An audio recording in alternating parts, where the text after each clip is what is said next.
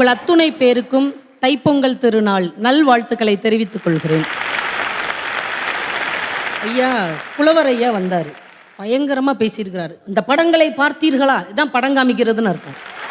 எப்பயுமே ஆண்கள் இப்படி படம் காமிச்சிட்டே இருப்பாங்க, ஆனால் உண்மையாக குடும்பத்தை நடத்துவது பெண்கள் தான். நீங்கள் இந்த படத்தை பார்த்தீங்களா ஐயா? அங்கிட்டே பார்க்கக்கூடாது. இந்த பக்கம் 3 படம் இருக்குல்ல, அதில் ஒரு பெண் கோலம் போட்டுட்டு இருக்கிறாங்க, இன்னொரு பெண் கணவனுடைய வயலுக்கு ஒத்தாசையாக சாப்பாடு கொண்டு போகிறாங்க, இன்னொரு பொண்ணு பொங்கல் கிண்டிகிட்டு இருக்கிறாங்க. கோலம் போடுகிற பெண் ஒரு குடும்பத்தின் அழகை பராமரிக்கிறாள். கணவனுக்கு உணவு கொண்டு போகிற பெண் அவனுக்கு ஒத்தாசையாக இருக்கிறாள். இன்னொரு பெண் பண்பாட்டின் காவலராக நின்று பொங்கல் கிண்டி கொண்டிருக்கிறாள் என்றால் ஒட்டு மொத்தமாக அம்புட்டையும் செய்கிறது பெண். நீங்கள் அங்கே உட்காந்து கம்ப்யூட்டரில் டைப் பண்ணிக்கிட்டு இருக்காரு, இங்கே ஒருத்தர் சுத்தியலால் அடிச்சுக்கிட்டு இருக்கிறார், அவர் உழுது கொண்டு இருக்கிறார். இந்த 3 பேருமே என்ன செய்கிறாங்க? வேலை செய்து கொண்டு இருக்கிறார்கள். ஆனால் இவங்க 3 பேர் செய்கிறது கடமை.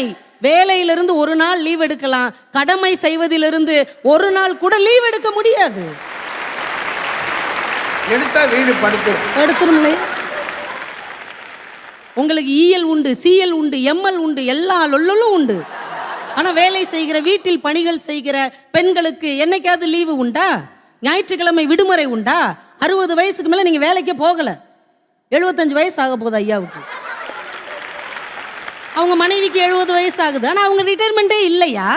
பெண்கள் செய்கிற கடமைகளுக்கு ரிட்டையர்மெண்ட்டே கிடையாதுன்னா யாரால குடும்பம் முன்னேறுகிறது? ஐயாலாம் இவ்வளவு போய் பேசக்கூடாதுயா. அவங்க மனைவியோட இவர் ஹோட்டல் போனாராம், நம்ப சொல்றீங்களா? ஐயா புலவர்னா கொஞ்சம் அது இருக்கும். அவங்க மனைவியை கூட்டிட்டு பிரான்ஸ் வந்திருந்தாரியா. 3 நாள் 2 நாள் டிராவல். 2 நாளைக்கு இவருக்கு ஹோட்டல் சாப்பாடு ஒத்துக்காதுன்னு சப்பாத்தி, புளியோதரை, இட்லி மொத்தமா அந்த அம்மா கட்டி கொண்டு வந்துச்சு. உட்காந்து இன்னொரு இட்லி கொடு, தக்காளி சட்னி கொடுன்னு சாப்பிட்டுட்டு கொஞ்சம் கூட நன்றி விசுவாசமே இல்லாம ஆன்லைன்ல வாங்கி சாப்பிட்றாங்க. ஆன்லைன்ல நீங்க சொல்லலாமா ஐயா? ஏய்யா பாரிஸ் வரைக்குமா பொங்கல் கொண்டு போனாங்க? ஆமாய்யா, புளியோதரைய மறுநாள் வேற ஐயா வச்சு சாப்பிட்டார். நான் அம்மாட்ட கேட்டேன், எப்படி ஐயா இந்த வயசுலயே இவ்வளவு சுறுசுறுப்பா இருக்கிறாங்க அப்படின்னு. அவருக்கு இப்ப வரைக்கும் நான் மாப்பிள்ளை சம்பா அரிசி தான் ஆக்கி கொடுக்குறேன்றாங்க. அப்படி மாப்பிள்ளை மாதிரி அவரை வாழ வச்சுக்கிட்டு இருக்கிற பெண்ணை இப்படி பேசுனீங்கன்னா அடுக்குமாயா? அதுல வேற சொன்னாரு, ஒரு குடும்பத்தின் பொருளாதாரம், சுகாதாரம், வாழ்வாதாரம் 3ஐயும் நல்லா பாருங்க. 3லையுமே தாரம் இல்லாவிட்டால் அதுல அர்த்தம் இல்லை. நீங்களே அதை சொல்லி விட்டுட்டு போயிட்டீங்க. உப்பு தெரியாம போடாம விட்டுருவாங்களாம். உப்பு தெரியாம எல்லாம் போடல, தெரிஞ்சுதான் போடாம விட்டோம். இங்க பிளட் பிரஷர் இருக்குதுங்க, உடம்புல அத்தனை நோயை இழுத்துட்டு வந்து வச்சிருக்கிறீங்க. அதனால உப்பு குறைவா சர்க்கரை குறைவா தான் நாங்க போட்டு தருவோம். ஏன்னா குடும்பத்தை முன்னேற்றுவதில் எங்களுக்கு தானே அக்கறை இருக்கிறது. ஒரு கவிஞன் எழுதுனா, இன்றைக்குத்தான் ஃபீஸ் கட்டுவதற்கு கடைசி நாள் என்றால் மகள், கட்டுவதும் கட்டாததும் அம்மாவின் கைகளில் இருக்கிறது என்றார் அப்பா. போன முறை அது அம்மாவின் கழுத்தில் இருந்தது என்ற அந்த கவிதை. சார், குடும்பத்தில் ஒரு பிரச்சனையும் இல்லாமல் போகும்போது ஆண்கள் சம்பாதிச்சுட்டு சந்தோஷமா இருப்பாங்க. ஆனால் ஒரு சின்ன தடங்கள், ஒரு சின்ன பிரச்சனை வந்துவிட்டால் ஆண்கள் அப்படியே அசந்து போய் உட்கார்ந்துருவாங்க. அந்த சூழ்நிலையிலும் தன்னுடைய கைப்பொருளை கொடுத்து அந்த குடும்பத்தை முன்னேற செய்பவள் எங்கள் பெண்ணாகத்தானே இருக்கிறாள். ஐயா, ஒரு ஆண் வேலைக்கு சீக்கிரம் போகணும்னு வைங்களேன், வெளியூர் போகணும்னா அலாரம் வைப்பார். ஆனால் பெண் ஒரு நாளும் அலாரம் வைப்பதே இல்லை. ஏன் தெரியுமா? கரெக்டா அந்த டயத்துக்கு எந்திரிச்சிருவாங்க. பெண்ணின் கடிகாரம் என்பது மணிக்கட்டில் இல்லை, அவள் மனசுக்குள் இருக்கிறது.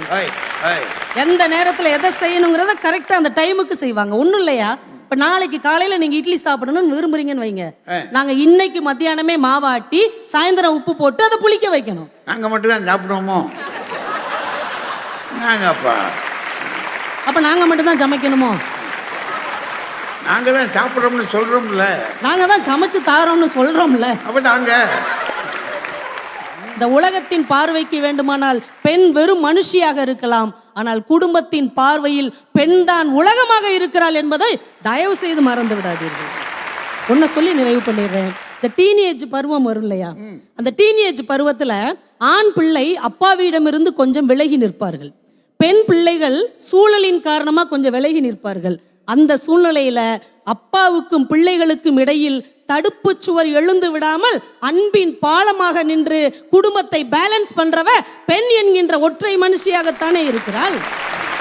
குடும்பத்தில் என்ன பிரச்சனை வந்தாலும் தன்மானத்தை கூட விட்டு கொடுத்து ஒவ்வொருத்தர்ட்டையும் ஓடி ஓடி போய் பேசுகிறவள் பெண்ணாக இருக்கிறாள்.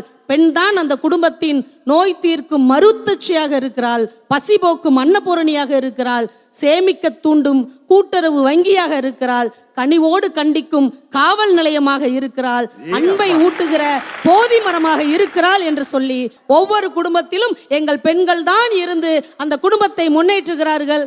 நன்றி, வணக்கம்.